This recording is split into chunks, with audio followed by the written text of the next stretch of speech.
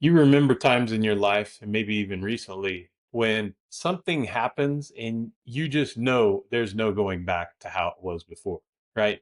The COVID, the pandemic, for example, is a time that changed so much that we now call it the new normal. And especially coming out in 2022 and into and trying to return to more physical contact again and just trying to get things back to the way they were before the pandemic hit, right? A new normal. Those periods, those times, those events that change everything so clearly and dramatically that there is no going back. I remember having plenty of those times growing up in grade school, junior high, where I would do something stupid, maybe get in trouble at school, and I realized immediately, man, I just messed up. I shouldn't have done that. There is no going back. I try not to have as many of those moments as an adult, but still, it happens. What's up, everybody? I'm Tyson Putoff, and this is scene 14 of the JesusX30 challenge. We are following scene by scene the life and messianic campaign of Jesus, following my 3-volume trilogy, Jesus, the Strategic Life and Mission of the Messiah and His Movement. It's out now. You can buy it on the publisher's website. You can buy it on Amazon, Barnes & Noble, wherever you get your books. You can also check it out for free through library apps like Hoopla, Overdrive. Get your copies and follow along. We're in scene 14, and this is a pivotal moment in Jesus's public campaign. It's one of those moments where some things happen that make it clear to Jesus and those around him that there's no going back to how it used to be. So up to this point, Jesus has been teaching, he's been building his movement. We're in the middle months, so the summertime of 28 AD. So he's been in operation for like a year and a half by this point. And he's growing crowds, he's healing the sick, he's casting out demons, and he's beginning to challenge the leaders and the elite and the opposition. And there's growing opposition to his movement every step of the way by this point. His campaign up to this point has felt full of hope, full of possibility. It's a grassroots movement rising in Galilee, but scene 14 is a turning point in his movement. The tone shifts in his messaging. The hope is still there, but it's mixed with the realization, is both among Jesus and among his closest followers, that there's some risk involved here. And I mean, they knew it going in. They knew the risk of following someone along who claimed to be Messiah, and even someone on Jesus' level where he's demonstrating divine power and he's drawing crowds that have never been drawn before, and he's challenging people. But they understand there's a risk that they had not really fully known up to this point. And 2 events happen in this scene that are especially important. Okay, first, Jesus formally commissions the 12. He sends out the 12 that he's called to be his disciples. Now he sends them out as apostles. Not the same thing, disciple and apostle. One is a follower, a student, an apprentice. The other is someone who's been sent out on a mission, who's been commissioned. Okay? So Jesus formally commissions, he sends them out as apostles, as his representatives, his envoys, his diplomats. Okay? The second is more tragic. News arrives to Jesus that John the Baptist, Jesus' cousin, his mentor, his prophetic partner, has been put to death by Herod Antipas. So you put those 2 together and you can really feel the air shift. The atmosphere really changes at this point because the movement is no longer this thing that's full of hope. Reality is really setting in. Jesus is still in the Galilee, so the land is drier, it's hotter, travel is possible. Villages along the sea are really highly active. Fishermen are working, farmers are tending their crops. Everything is operating like an agrarian society in full force at this point. And people are still talking. And Jesus is still traveling around, doing miracles, teaching, gathering momentum in his movement up in the Galilee, because he knows it's eventually, as we've talked before, that he's going to have to head down in Jerusalem and really put his final stamp on this movement when he goes to the cross. But right now, he's still building his movement, and he's still expanding, and he's still prepping those around him, because he knows there's going to come a point where once he goes to the cross, he rises from the dead, he ascends back to heaven. He's not going to be with his movement physically in bodily physical form. So he needs to have his movement and his followers ready to take the reins by the time he departs. So just north of the Galilee, in a territory called Ituraea, there's this other story unfolding. So John the Baptist, we knew him from his really fiery sermons and the movement that he started, declaring Jesus the Lamb of God, baptizing Jesus, all of this. We know John the Baptist by now. He's in prison. He's been in prison for a while under the rule and charge of Herod Antipas. And then Jesus learns that John's died. And not just died, but he's been beheaded. That's a big deal. John wasn't just another prophet to Jesus. He wasn't just the forerunner as we know him by. John was Jesus's cousin, his family. He was a few months older. He was his mentor. He helped Jesus growing up. And even once Jesus went public, he helped Jesus to understand not only who he was, but how to unfold his mission and make it successful. And John, I think, helped Jesus in that way. So John's voice mattered. He gave Jesus clarity about his calling. He publicly declared to his growing movement that Jesus was the one that they need to follow next. He embodied what it looked like to stand against corruption, both in the religious and in the political systems. Remember? John didn't just come out preaching and trying to convert people. John actually, if you look closely at the text, John actually called out social injustices like mistreatment of the poor, hoarding of wealth, treating people like they're less than because they have less than those who are in power and those who are at the center of society. So John was more than just what we would think of as a preacher, paving the way for Jesus to launch some sort of religious movement. John was actually highly critical of political leaders who used God's name to abuse others, and that got him killed. Now he's gone, he's been beheaded, and in particular, John's death comes on the heels of his criticism of Herod Antipas for his immorality, not just his policies. John held his political leaders to a certain ethical and moral standard. He understood that if you're going to represent God and you're going to claim to be the anointed power of God, you have to behave a certain way, not just politically, but morally and ethically. I think that's important for us to hear. John actually confronted Herod Antipas, the ruler at the time, one of Herod the Great's sons, for marrying Herodias, who was his brother's wife. It was scandalous. It was unlawful under Jewish law, and everyone knew it. But because Herod Antipas was the man in power, he did it, and it didn't matter. But it mattered to John.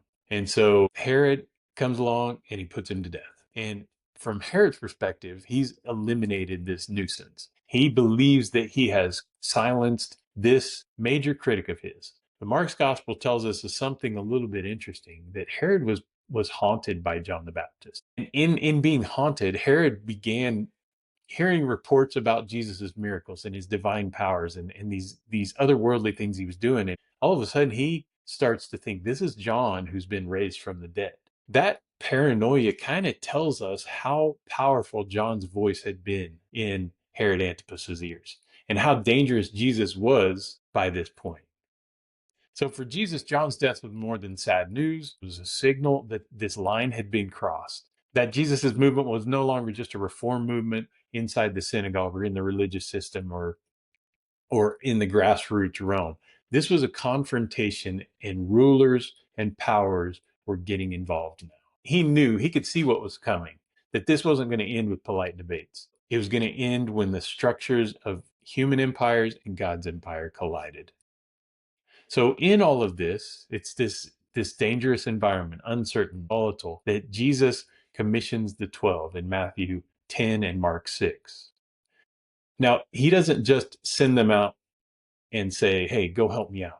He doesn't say, go practice a sermon or two while I'm busy. He gives them his actual authority to heal, to cast out demons, to proclaim the good news of God's imminent reign. In other words, he delegates them as his diplomats, as his representatives, as his assistants to carry out his mission, just like he's going to continue to do where he is. I mean, you've got to think about how shocking that had to be. Imagine being an apprentice chef and watching your master cook for months, and then suddenly being handed the knives and told, hey, tonight you're in charge of the kitchen. We're going for the Michelin star tonight. You're on deck. Up until now, the disciples had been observers, pretty much. Now Jesus is putting them into the game as actors, as participants, as bearers of the same power and authority that they had seen in Jesus for a year and a half now. And notice how he sends them out. Okay, he doesn't just say, hey, go out.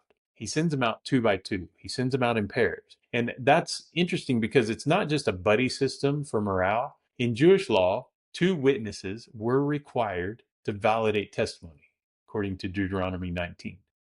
This was a credibility thing, but it was also strategic. It was as if a commander is sending out his elite operatives to do a little recon. Go out and get some practice for what I'm going to have you do later on, but also test the waters. See how the people are receiving the message that I'm establishing a new empire and that I want you to join me. Go out and see how it works for now, and then come back and report to me how it goes. 2 meant that their message could stand in the face of challenge. 2 meant support when things got tough. 2 meant survival. Okay? He also tells them to travel light, no bag, no money, no spare tunic. Why? Because dependence was part of the mission. They weren't setting up shop, selling product, or building comfort. They were witnesses relying on God and on the hospitality of those they served. And their vulnerability was, I think, part of the point. It mirrored the kingdom they were proclaiming. And I think this is important to catch, okay? Jesus didn't wait until they had the building campaign in place before they went and did the ministry.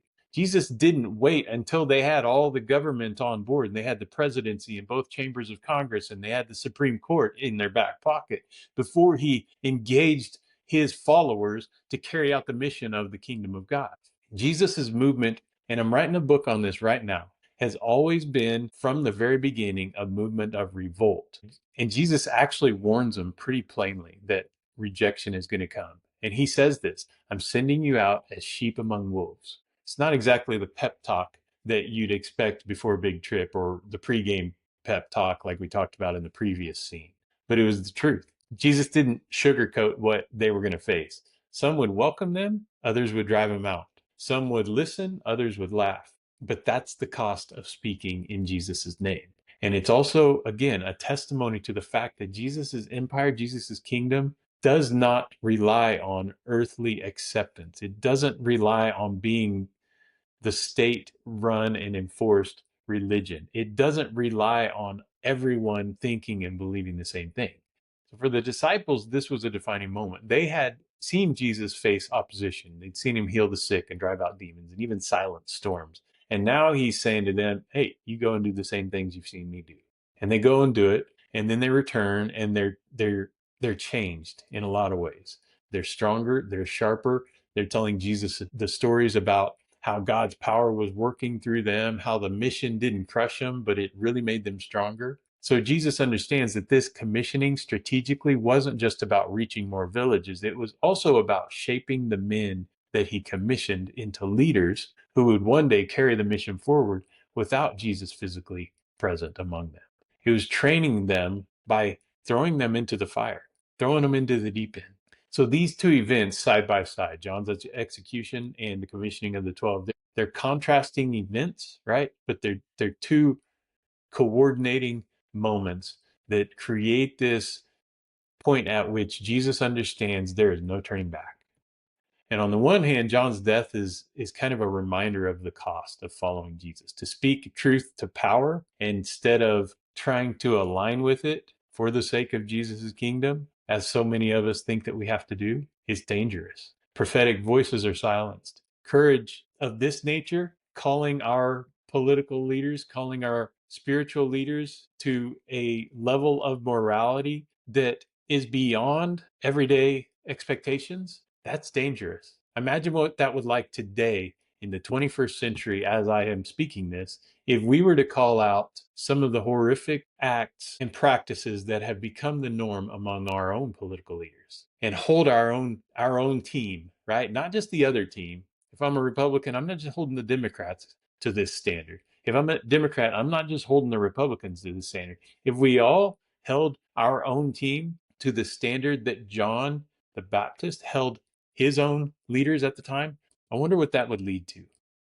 Courage can cost you everything, but it's the right thing. On the other hand, Jesus multiplies the mission. So instead of retreating in fear when he sees this severe opposition by the people in power, he digs deeper. and he sends his followers out to expand what he's already started. And the system that thinks that it can cut off one voice realizes all of a sudden that Jesus is just going to send out more. It's just going to expand the system.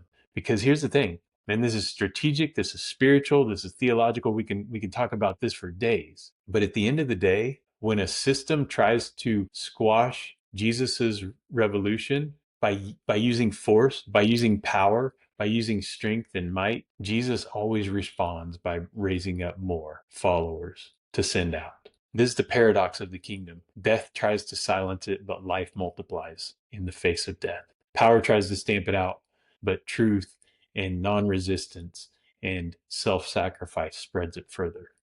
I think there are a couple of things we can learn from this scene. First, the cost of discipleship is real. John's death isn't just a sad side note, it's a reminder that following Jesus isn't safe. Second, this is a shared mission. Jesus doesn't do this alone. He actually commissions the 12 and he gives them the same authority that he employs and engages with to represent him so that they can carry out his work forward and they can embody this kingdom in real time. And I think this is critical. Discipleship isn't passive.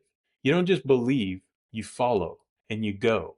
You don't just nod along in agreement. You don't just raise your hand in church and then go back to whatever you're doing. Jesus doesn't build fans, he builds partners. And that principle is still in force today. The kingdom doesn't go through celebrity leaders doing all the work. It grows when ordinary people take up the call to live it out in self-sacrifice, in revolution. Third, fear isn't ever the last word. Herod thought it was. Herod thought killing John would silence Jesus's message, silence John's movement. Instead, it just made him more paranoid and amplified the movement. When unjust systems strike, they often expose their own insecurity and fragility. I mean, think about history. Tyrants, dictators, they're always trying to silence anyone who opposes them, right? Because they can't handle any criticism. They can't handle when someone disagrees with them. They can't handle when someone offers something that they can't offer. And so they always believe that silencing their critics is going to strengthen their rule, and it never happens. There are a lot of things we could continue to talk about with regard to this particular scene. But at the end of the day, what we can see and what we can take from this is that following Jesus means carrying his message and his actions into places that don't want it. If there's a group that's telling you that Jesus's movement, that following Christ looks like power, looks like force, looks like dominion, looks like violence, looks like shoring up our borders, it is always on the wrong side of Jesus' movement. Jesus's movement is always the one that embraces weakness. It's always the one that embraces sacrifice. It's always the one that embraces love. It's always the one that refuses to see someone as an enemy. And it's always the one that holds its own leaders accountable for their personal behavior. Whether they're doing and saying things publicly that they think, yeah, this is good for our cause, they always hold them accountable for their own personal behavior. And speaking when that's not the popular way to speak is going to get you in trouble. But that's what it means to embody the kingdom in your workplace, in your family, in your community. The cost is always real. There's always a cost to following Jesus, but the reward is eternally greater. So we started by talking about those moments when we know that the line has been crossed. There's no turning back. For Jesus, scene 14 was that moment. John's voice was silenced, but the mission expanded. The 12 were no longer spectators. They became agents of Jesus's movement. And I think that same call echoes forward to us today. Jesus is still sending. Jesus is still multiplying. Jesus is still trusting ordinary people with extraordinary news. And that includes us, whether we feel like it or not, whether we have been raised or taught to think that we don't belong at the top of Jesus' movement. We should just sit back and let the good speakers, let the good looking people, let the wealthy people, let the powerful people, let the popular people do the work because Jesus would want them to. That's what the world says, and that is not the kingdom that Jesus has established. And he's called you, regardless of who you are, regardless of how little you think you can contribute, he has called you and sent you out in his authority, in his power to drive out demons, to heal the sick, to bring liberation to the poor, And he's calling you to that today, just like he did to the disciples 2,000 years ago. Like cool mod, go and learn. Come back for scene 15 of the JesusX30 challenge.